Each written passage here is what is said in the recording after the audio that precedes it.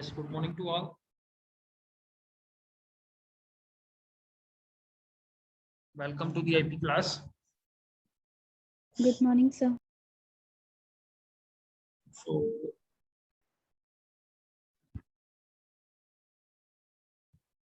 first we will go through the attendance. And my request to everyone is please switch on your cameras.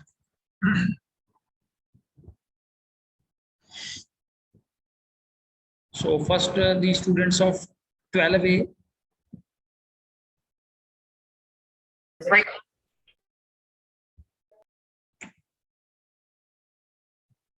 Bhumika, and anyone else?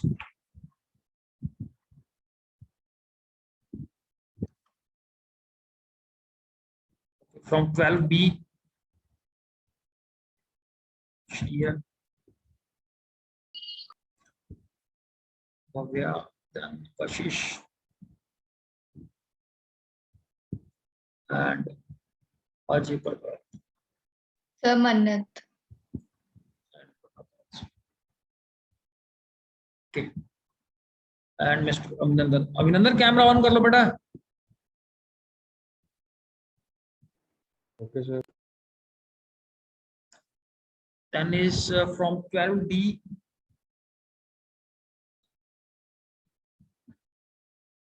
We have Vanshika, Priyanshi. Then is Tarun Jodh.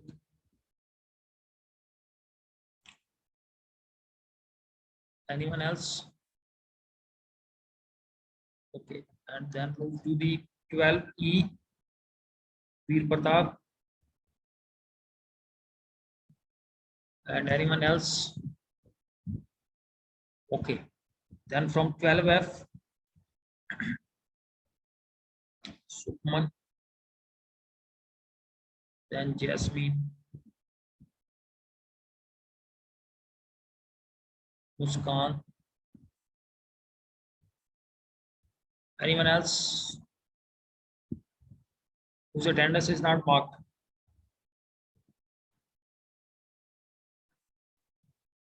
Amneet is done. Then Jasleen from 12A. Okay. Then is Aruman. So this is yes, now everyone attendance is marked. So there are still number of students: Priyanshi, Harshit, and then Amneet, then Jasleen, Sukman, and Aruman.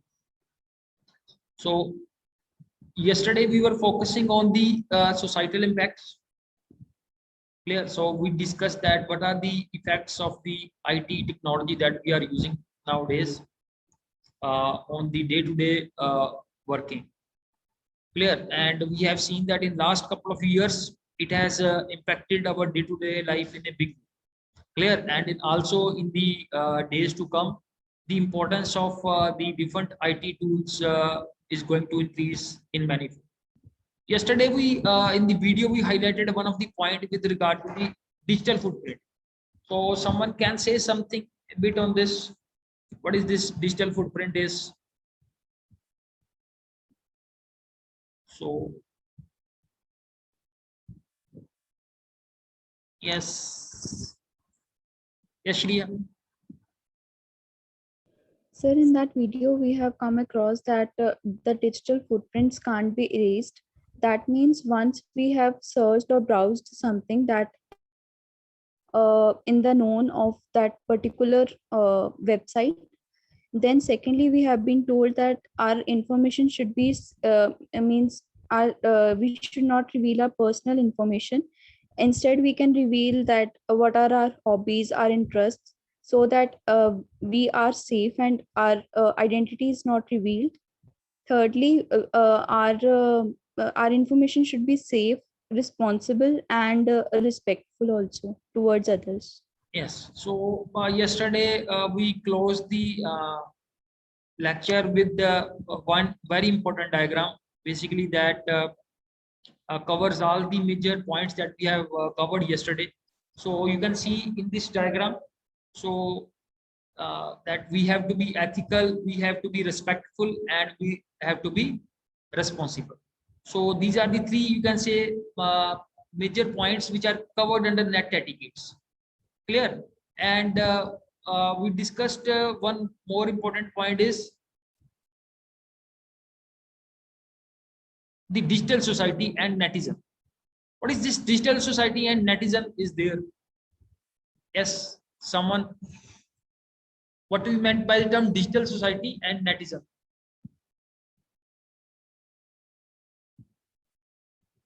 Yes, Vanshika.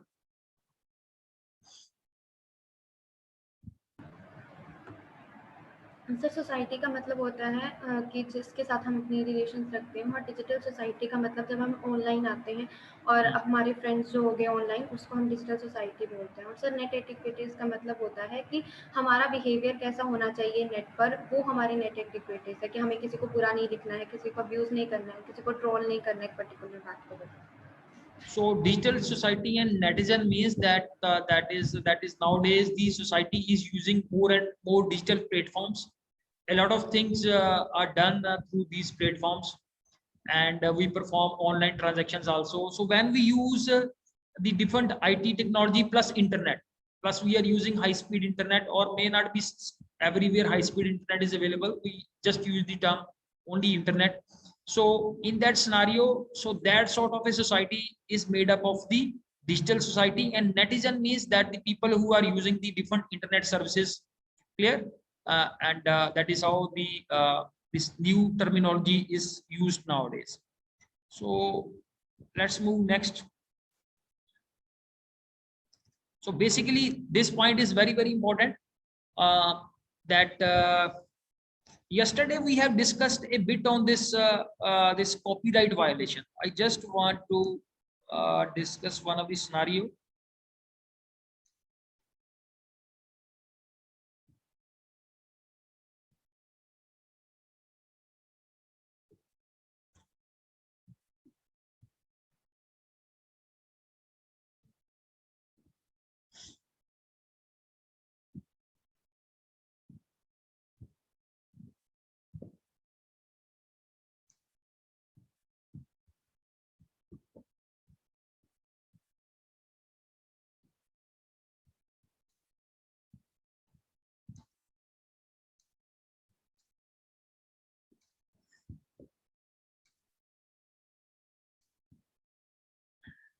Yes.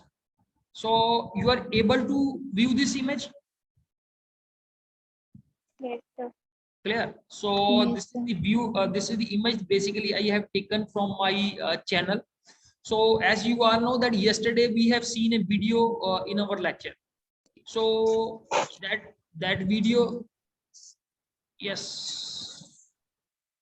Please, someone is entering into the class. Please keep yourself muted. Yes, thank you. Dilbag Singh also. Dilbag Singh 12F. नहीं, बाद में खाना खाने चले जाते हैं और maybe moving somewhere else.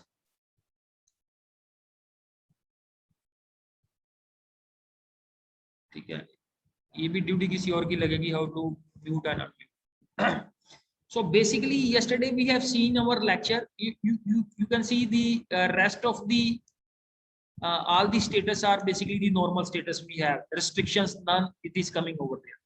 But with regard to the yesterday's video that I have uploaded, clear, so it is saying that about the copyright claim. So I told you yesterday also that whenever we basically take someone else video and we upload that, also you see the sort of algorithm the YouTube applies, you know, it within seconds it says that you have basically this sort of content, and this much content is not looking yours content. So they also basically send a message that this video cannot be monetized because it has certain copyright issues with this video.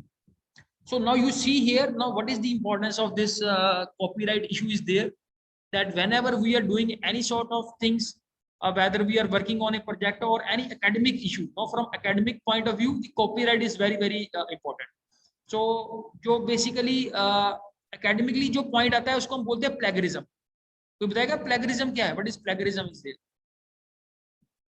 We are number of people are violating this plagiarism. Someone knows about a bit about the plagiarism? ठीक है, plagiarism में क्या है basically, जैसे आपने कोई project बना लिया, अब प्रोजेक्ट में मैंने आपको बोला सिनॉप्सिस सबमिट कराओ, आपने एक दिन में किसी का कॉपी पेस्ट रखा सारा प्रोजेक्ट एज इट इज आप लोगों ने सेंड कर दिया, बाद में पता चलता है उसमें नेम भी किसी और का है, क्लियर। और कोडिंग में भी आपको 2 क्वेश्चन पूछेगा तो यू विल से दैट कि ये तो मेरे को पता नहीं कैसे किया हुआ। So when we are copying the content, someone else content, we are saying and I am putting over there that these are mine contents. So जैसे इंडिया में क्या है अभी +1 2 में आप लोगों को इतना ज्यादा को प्लेगरिज्म वाली रिपोर्ट नहीं दिखता, but if you go to Canada उसमें आप जो भी आपकी सबमिशन होगी सो वो एक सॉफ्टवेयर में डाल देगा, उसको चेक करेगा कि वेदर दिस रिपोर्ट इज इसमें प्लेगरिज्म कितना है। अगर आपका प्लेगरिज्म 20% से ऊपर जब भी आएगा so your assignment will be discarded over there. पहले 0 वो बताएगा नहीं, आपको 0 नंबर देके भेज देगा, वो बाद जो डिस्कशन है वो बाद में करेगा। So plagiarism means that if you are copy pasting anything whether it is intentional or it is unintentional, this is your responsibility that you check the content। ये नहीं है कि आप बाद में बोलो सर मैंने तो अपने आप ही लिखा था मेरा कंटेंट मैच कर गया, ऐसा कुछ नहीं होता। Clear, you have to go through the, पहले आप लोगों को अपना कंटेंट जो है that you have to check with the help of a software इसमें प्लेगरिज्म कितना है, वो रिपोर्ट भी साथ में सबमिट होगी कि इसमें कितने % प्लेगरिज्म। तो there is certain level of limit that is allowed, maybe up to 20 in most of the institutions they say that 20% of the plagiarism is allowed, क्योंकि वर्ड तो हमने वही यूज करने हैं, ये तो नहीं है कि हम वर्ड कहीं और से उठा के ले आएंगे। जब भी हम कोई किसी के ऊपर अपना कंटेंट लिखेंगे कुछ ना कुछ तो मैचिंग होगी। सो दे say that 20% of the contents it is allowed, but beyond that it is 30%, 45%, 50 और कई जगह तो 100% ही हो जाएगा। so that sort of plagiarism is not allowed। So you got the point about the plagiarism। बाकी आप लोगों को पता है, but you have not basically encountered this term in a big way। So you can ask from your friends who are basically there abroad और जो research वगैरह में काम करते हैं and they know that the importance of the plagiarism। ठीक है, yes, मन्नत क्लियर हुआ कुछ पॉइंट या नहीं? Yes sir। So how we can basically avoid the plagiarism? So make it on। Make it on, and also before submitting you go through there are huge number of softwares available free of cost where you can get your plagiarism report also, clear, whatever the content you are submitting। So nowadays this is a very very important aspect whenever we are dealing with this digital contents। Fine, so the next we have the issues about the communication etiquettes। What are the etiquettes we have to follow whether we are communicating with anyone with the help of whether email or WhatsApp or the messenger is there, and you go with the talking on the cell phone, audio video conference, clear, with the help of maybe a Zoom also, on any digital platform we are using, posting on forums also। What is the posting on forum is basically? Someone can elaborate this? What is posting on forums?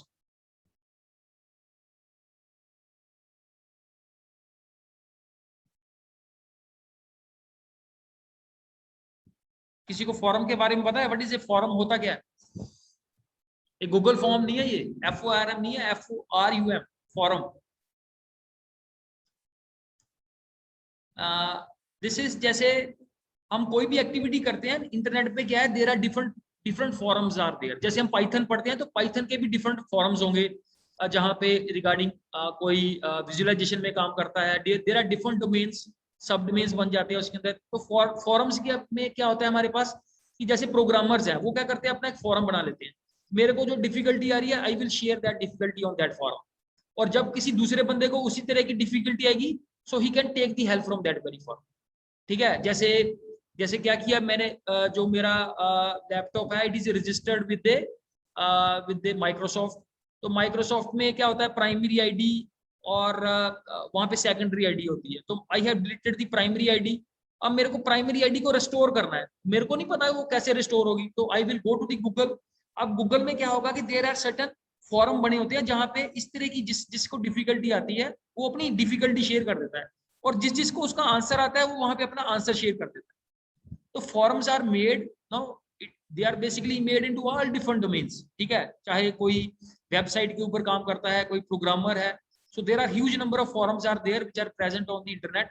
और जहां पे आपको जिस तरह की difficulty आती है, you share that difficulty on the forum and you get the answer from that, ठीक है। तो कभी किसी ने किसी डिफिकल्टी का सोल्यूशन लिया है फ्रॉम इंटरनेट? आपको कोई डिफिकल्टी आ रही है, may be any sort of difficulty, and you have taken the help from internet. तो मेरे को लगता है किसी को कोई डिफिकल्टी नहीं आती कोई। यस मुस्कान। यस सर, मेरा एग्जाम सॉफ्टवेयर स्टार्ट नहीं हो रहा था, तो मैंने उससे रिलेटेड सॉल्यूशन लिया था फिर इंटरनेट। तो सोल्यूशन लिया था, तो वो सोल्यूशन आपको कहाँ पे ले गया? मींस देयर में be a lot of discussions कि मेरे को इस तरह की डिफिकल्टी आ रही है। जैसे जैसे अगर हम एसक्यूएल के अंदर, माई एसक्यूएल के अंदर काम करते हैं, हमें कोई एरर आ जाता है, आप उस एरर को गूगल में टाइप करोगे ना, तो बहुत सारे आपको फॉरम्स या वेबसाइट पे ले जाएगा जहां पे बाकी लोगों को उस तरह की प्रॉब्लम आती है, and you can take a lot of help from that side also. Clear? So this is the way of using the forums, posting in forums, so you should post proper things on the forum, ठीक है। then is again on the social networking sites, तो ये सबसे important है हमारे लिए, that is whenever we are on the social networking sites, so your communication should be very good, ठीक है। तो सोशल नेटवर्किंग साइट के ऊपर हम क्या करते हैं, लाइक्स करते हैं, ठीक है, किसी किसी को कमेंट भी कर देंगे, आपको कोई वीडियो अच्छी लगी है, so you will be posting the comments also.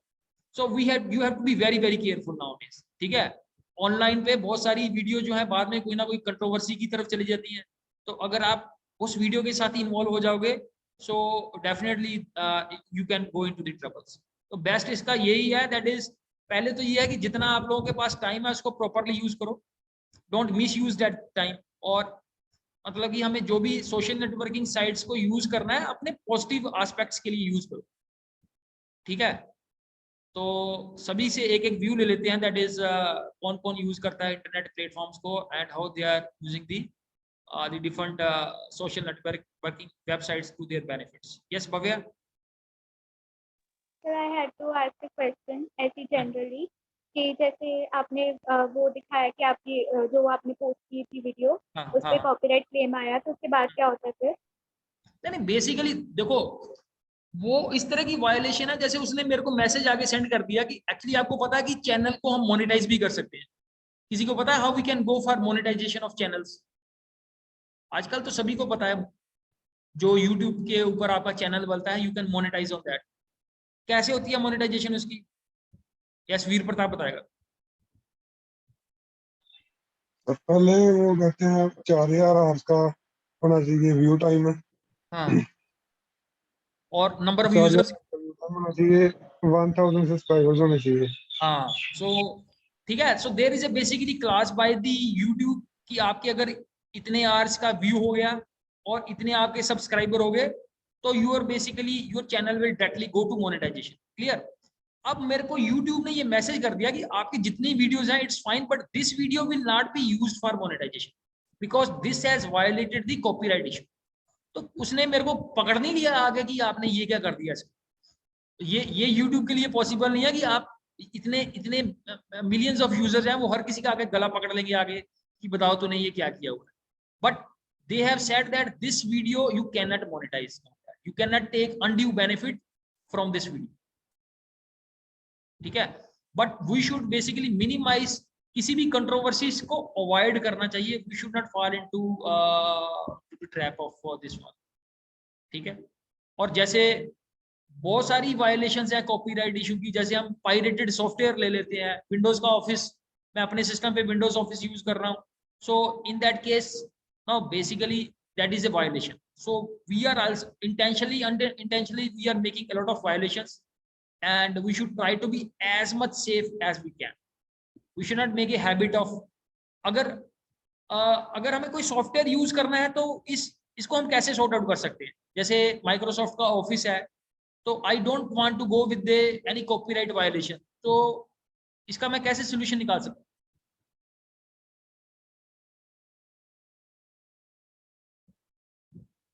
देखो जैसे जैसे विंडोज का लाइसेंस्ड सॉफ्टवेयर है, there are so many softwares which are nowadays free, open source की जैसे हम बात करते हैं, ठीक है। तो आजकल मार्केट में यू सी कि जो जो हमारे पास लाइसेंस सॉफ्टवेयर है, जैसे विंडोज है, ये प्रोप्राइटरी सॉफ्टवेयर के अंडर आता है, तो इसका मार्केट शेयर कम हो जा रहा है। व्हाट इज, यस वंशिका बताना, ये मार्केट शेयर क्या होता है? मार्केट शेयर का मतलब होता है कि टोटल मार्केट में हमारे कितने पैसे, फॉर एग्जांपल उनको किसी साइट से भी इनकम नहीं आ रही, क्योंकि हम लोग भी जो सॉफ्टवेयर है उसके लिए लाइसेंस के लिए पे नहीं करते हैं, हम कॉपी ले लेते हैं, तो दैट्स उनका मार्केट जो बेस है शेयर्स का और जो उनकी कैपिटल है वो अपने आप में कम होती जा रही है। तो मार्केट शेयर का मीनिंग है basically, you know, if you talk about 10 years earlier, तो विंडोज जो है 80% से ज्यादा डोमिनेशन थी इसकी इंडियन मार्केट के अंदर, because more than 80% of the persons were using Windows based operating system. But आप देखो now the share of the window is falling like anything. अब ओपन सोर्स जैसे आप लोगों ने उबंटू का नाम सुना होगा, लाइनक्स का नाम सुना होगा, अब ये वाले प्लेटफॉर्म जो हैं they are basically used more and more. जैसे अगर आप ओपन ऑफिस है तो हमारे पास ओपन ऑफिस है, clear, that is free of cost, Apache का है, लाइबर का है, different companies are providing the open office. तो ओपन ऑफिस में आपको कोई लाइसेंस की जरूरत नहीं है, you don't need any licence for that and they are available free of cost.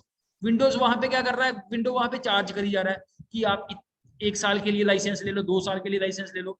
India में कौन, आपको पता है 1 ईयर की कॉस्ट क्या है? अगर आपने विंडोज का ऑफिस यूज करना है तो उसकी कॉस्ट कितनी है 1 ईयर की? कोई बता सकता है? सो द ओपन, यस वीर प्रताप बताएगा। यस सर मेरे हिसाब से 4000 है। हाँ, तो 4000 की है। इंडिया के अंदर कौन 4000 ओपन ऑफिस के ऊपर इन्वेस्ट करेगा? ठीक है, तो there are so many options are available. Cracked version पर लेते हैं सर। हाँ, अगर आप क्रैक्ड वर्जन पर लेते हैं, हाँ क्रैक यूज कर लेते हैं। अगर आप क्रैक नहीं भी यूज करना चाहते तो आप ओपन ऑफिस ले लो। Open office is a genuine software and equally powerful as the office is. थोड़ा सा उसके अंदर आपको काम करना पड़ता है, सीखना पड़ता है हल्का फुल्का कैसे इसके ऑप्शंस काम करते हैं। So look upon the different things which are available. ये नहीं है कि हमने 1-2 चीजों के ऊपर कॉन्सेंट्रेट करना है, थोड़ा सा मार्केट के अंदर इन चीजों के ऊपर फोकस करो। Like I asked yesterday question that what are the different loan based companies are there, कौन कौन सी कंपनियां जो लोन प्रोवाइड करती हैं। तो ये नहीं है कि हमने एक प्रोग्रामिंग सीख ली है and now we have to look upon what is happening in the real world.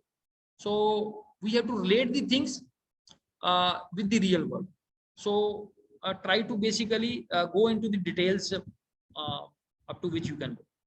So then in the communication etiquettes, so you can see in the slide, the briefly it is said, be polite, clear, with your communication, be precise.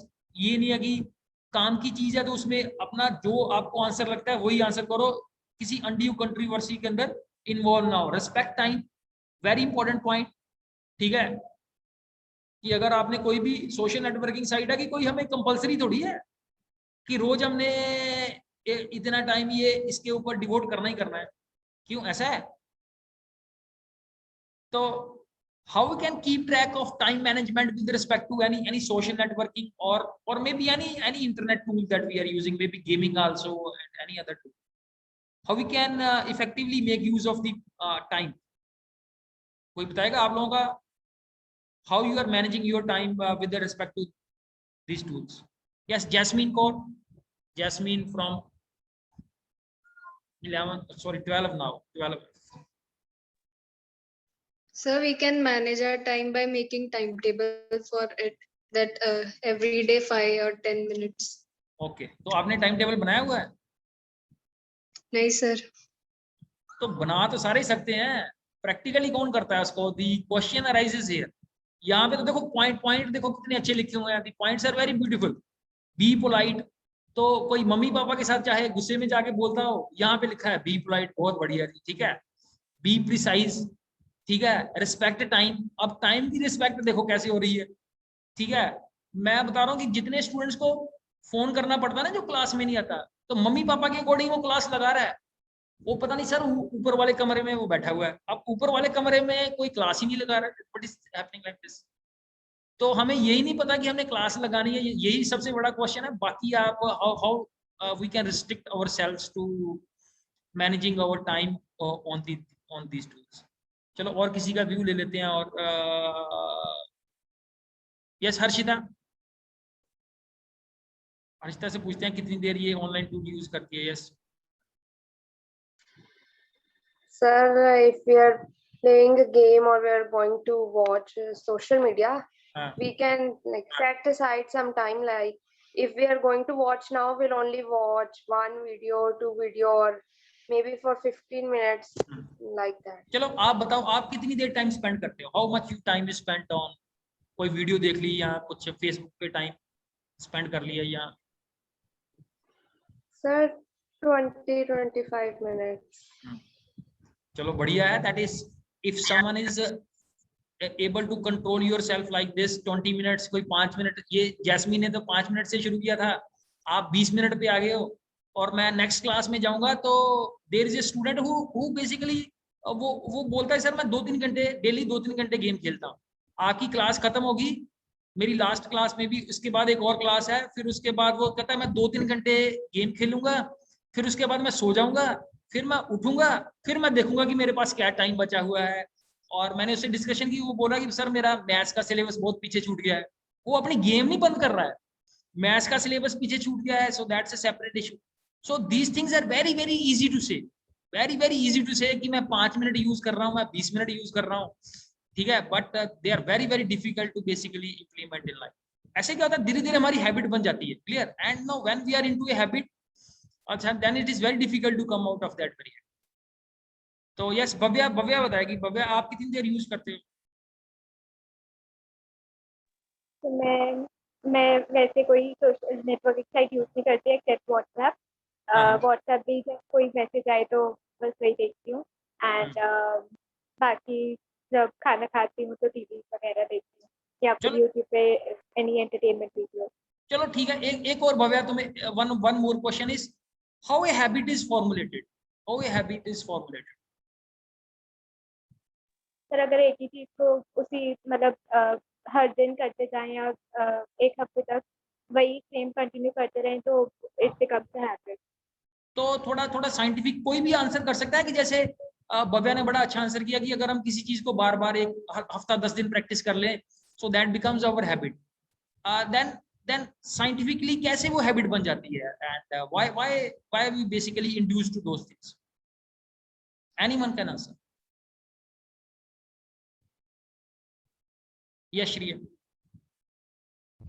Sir जैसे अगर हमें किसी चीज में interest आता है, जैसे कोई भी सोशल नेटवर्किंग साइट है, फेसबुक है, हमें कोई वीडियोस या उस पे रिलेटेड कोई भी कंटेंट हमें अच्छा लगने लगता है या इंटरेस्टिंग लगता है, तो फिर हमें हर रोज मन करता है कि वो हम दोबारा उसके बारे में और एक्सप्लोर करें, तो वो धीरे धीरे हैबिट में convert.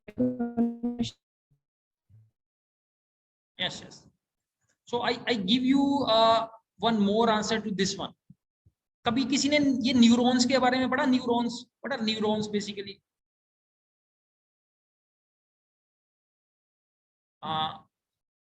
yes, Muskan will tell. Muskan 12F. Sir, nerve cells are called neurons. हाँ, तो जैसे हम पाइथन की प्रोग्रामिंग करते हैं ना, ऐसे हमारे ब्रेन की भी प्रोग्रामिंग हुई है। तो दीज न्यूरॉन्स क्या है, दे गेट एक्टिवेटेड जब हम बोलते हैं ना कि ये हमारा इंटरेस्ट बन गया है। तो how that interest is generated, because the neurons in that particular period of time they get no hyper active in that sense that you are doing this activity. अब हम जब बार बार वो उस एक्टिविटी को करते हैं तो क्या करते हैं, न्यूरॉन्स एक पाथ क्रिएट कर लेते हैं इन अवर माइंड, ब्रेन के अंदर वो क्या कर लेते हैं, पाथ क्रिएट कर लेते हैं, ठीक है। जैसे अगर हम कोई कार सीख रहे हैं तो शुरू में हमें बड़ा माइंड लगाना पड़ता है कि ये स्टीयरिंग है, ये एक्सीलेटर है, ये क्लच है, ये ब्रेक है। पर बाद में 6 महीने बाद क्या होता है, no basically neurons know that कि how to start the car. आप चाहे सोए साथ में मोबाइल पकड़ लो, ये कर लो, and you are able to do that thing. So that is with the help of neurons, clear. Neurons automatically no, पहले हम क्या करते हैं, basically our conscious mind works, और बाद में धीरे धीरे उसकी प्रोग्रामिंग होकर वो सबकॉन्शियस माइंड में आ जाता है कि चाहे आपका इंटरेस्ट है या नहीं है, आप ऑटोमेटिकली फेसबुक करना शुरू कर दोगे और ऑटोमेटिकली आप ट्विटर खोल के बैठ जाओगे। वो ऑटोमेटिकली कैसे होता है, that is the help of the neurons that gets implemented, ठीक है। आप खाना खाते हो तो पहले सोचते थोड़ी हो कि अब मैंने और साथ में आप कोई मोबाइल देख रहा है, कोई टीवी देख रहा है, ऑटोमेटिकली आप खाई जा रहे हो खाना, how this happens? So the neurons plays a very very vital role. तो इसका एक हमें बेनिफिट भी बहुत ज्यादा है, क्योंकि अगर अपनी सारी लाइफ के अंदर हम कॉन्शियस माइंड से काम करेंगे तो सारी जिंदगी हम एबीसी सीखते रहेंगे, ए कैसे होती है, बी कैसे होती है। When you gradually learn those things, तो फिर वो ऑटोमेटिक हो जाता है, the process becomes the automatic. So this is how the habit is formulated with the help of this neurons. So these points are now very easy to say: be precise, respect time, respect data limits, be credible, be polite. So the implementation is a big challenge here. Clear? So today we end the lecture on this point, that is ultimately if we are using these points in our life, so that plays in the basically long term. In the short term, no, we sometimes we have to basically fight with our parents कि मैंने mobile use करना है, game खेलनी है, parents आपको रोकेंगे. But in the long term, if we are misusing, so then the things become difficult to control. Yes, last पे किसी का कोई क्वेश्चन है? Any question? And any question on your result also? Yes, Bhavya. हमें mail तो मिल गई है, but उसमें ये नहीं दिखाया हुआ कि कौन से क्वेश्चन हमारे गलत है. बेटा वो तो इतना हमारा सिस्टम अभी ऑटोमेट नहीं होया कि आपको एरर भी, गलती भी पता चल जाए आपको. ठीक है, वैसे मैं जो थोड़े बहुत क्वेश्चंस के अंदर वो क्या करता हूँ, कमेंट डाल देता हूँ. कमेंट मिलता है आपको या नहीं? The comment that we put. So please. No sir. चलो कोई बात नहीं, फिर भी अगर आपको कोई भी मेजर डाउट है, जैसे मैंने आपके एग्जाम में बताया, बेसिकली 2 क्वेश्चंस थे एमसीक्यू के अंदर जिसका बेसिकली आंसर रॉन्ग सेट हुआ था, तो मैंने 2 marks by checking it out, जिसने सही ऑप्शन सेलेक्ट किया हुआ था, I have given the 2 marks to all the students. Clear? तो ऐसा from my side it's clear. बाकी भव्य आपके मैक्सिमम मार्क्स 5 मार्क्स जो है वो एमसीक्यू में कटे हुए हैं, और बाकी एक आधा आपका मेरे को अभी याद नहीं है कौन सा क्वेश्चन आपका थोड़ा गलत था जहां से आपके मार्क्स कटे हैं इन 3 मार्क्स कैटेगरी. बाकी मेरे को खोल के देखना पड़ेगा एक बार. One question I did not attempt nicely, and एक मार्क हर एक लिंक में से काटा हुआ है, वो मुझे समझ नहीं आ रहा. तो कोई बात नहीं, वो भी पता चल जाएगा. देखो 5 तो आपके ये माइनस हो गए, ठीक है, एमसीक्यू में से एक आपका क्वेश्चन माइनस हो गया 3 मार्क्स का, तो बाकी एक 2 मार्क्स हो रहा है. So I can clarify from where they are basically. ठीक है, कटे मार्क्स. या श्रिया? सर मेरे भी ऐसे काटे हुए हैं, मतलब हर एक लिंक में से एक 2 मार्क्स कटे हैं. कोई बात नहीं, मैं देखो अगर तो हार्ड कॉपी हो तो we can easily share that hard copy. यहाँ से आपके मार्क्स कटे हैं. Clear? So in online you have a issue because I generally give the comments from where the marks are detected, but I don't know why they are not basically going to your side also. So now in the next couple of days we can sort that issue also. Okay, और किसी student का कोई issue है? मन्नत आपके अच्छे आगे marks? Sir ठीक ही है. ठीक है, कोई बात नहीं. ठीक है, लुक फॉर इम्प्रूवमेंट्स. ठीक है, जब भी आपको कोई गलती निकल रही है कहीं से ना, please my humble request is look for your improvement rather than going for a big fight that कहाँ से कट गए हैं, थोड़ी इसकी और फर्दर इंक्वायरी करो. So try to improve from your side. ठीक है. यस वंशिका? ठीक है, Vanshika is now very very satisfied with this marks. Most of the people are satisfied. बाकी जिसका बेटा कोई issue है, not an issue, you should basically, you have a right to basically say on this. So we'll try to sort out things in the subsequent days. Thank you, madam. Thank you very much.